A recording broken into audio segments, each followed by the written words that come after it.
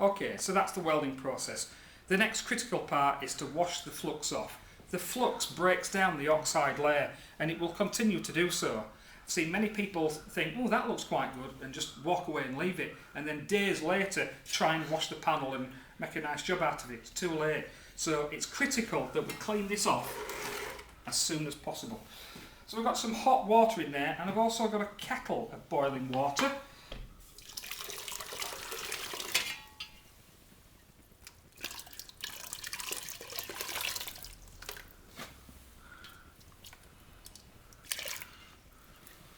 Okay.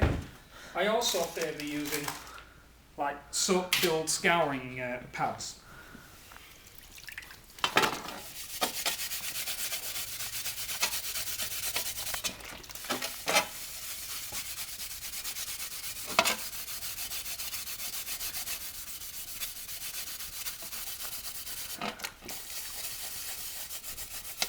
It's critical we get every tiny bit of the flux removed from the panel.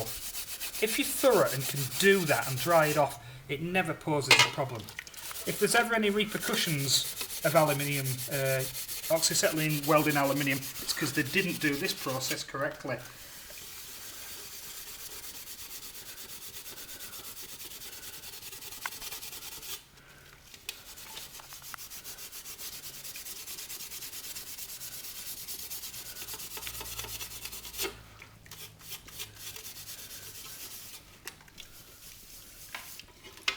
Okay.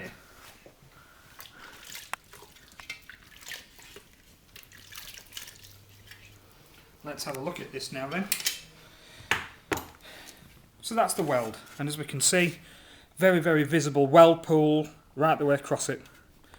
Bit untidy in places, but also look, we've got penetration more or less across the whole length of it. Okay. The next stage is to dry the panel.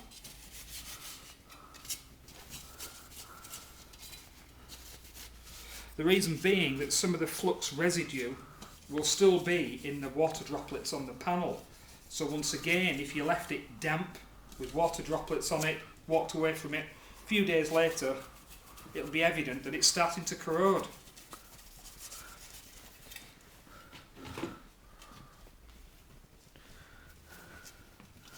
So there we go, we've had a process there of oxyacetylene welding aluminium together. I speak to so many people who don't believe it can be done, but this was a common practice once in the fabrication and welding industry, and certainly in the classic car coach building industry in the past. Rolls-Royce, Hooper, Mulliner, Park Ward, all these different coach building companies all used it with no problems whatsoever. Okay. So there we go. That's satisfactory for the moment. The next stage is to planish the weld. So here we've got a stake.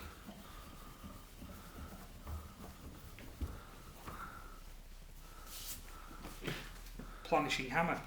This is called a pick and finish hammer for picking out low spots on panels, and also then for finishing it. Pick and finish.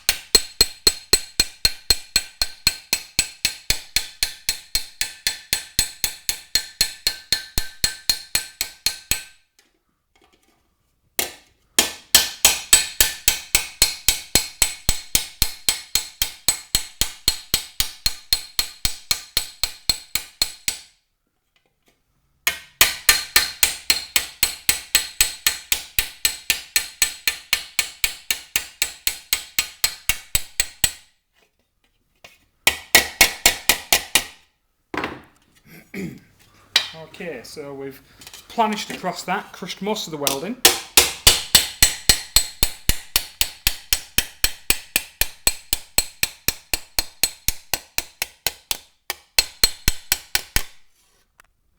Okay. A little bit of high, bit of undulation in it.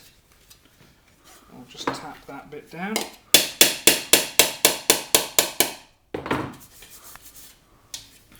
We will now wheel it.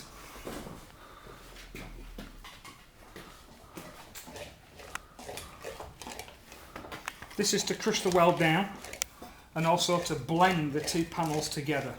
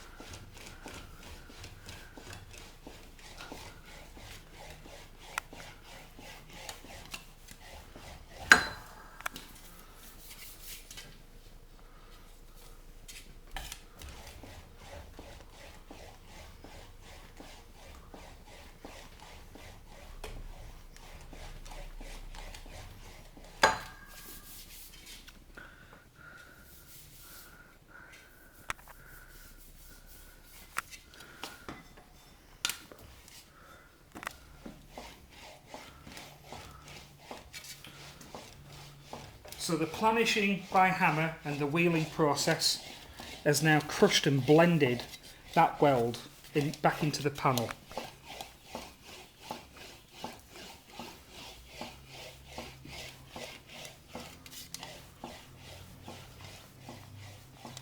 So when you've joined your panels together, hopefully you haven't got any ripples or any highs and low points in the panel.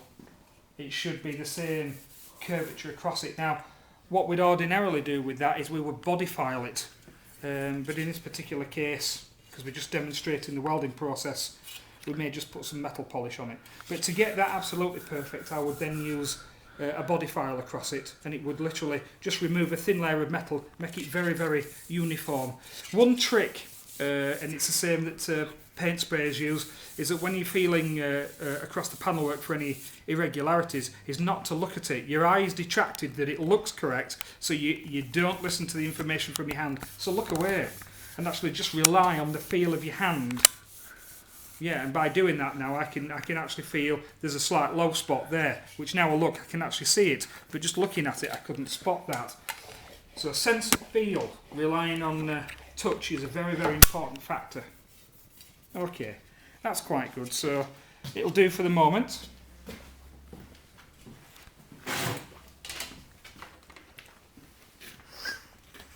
So what we could just do, as a very quick demo now, is we'll just polish it. And this is the process I will now follow with the rest of the panels. So we've talked about removing the oxide layer using a half round file in this case, and also a wire brush. Remove the oxide layer from the edges.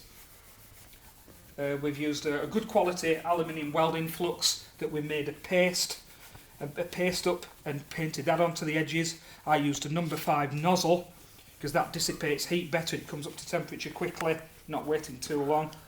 I talked about the correct goggles and visors using GWF coding, gas welding flux.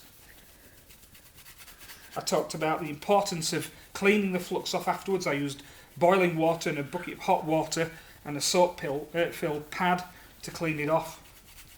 I dried the panel in with some cloths. We planished it and then we've re-wheeled it.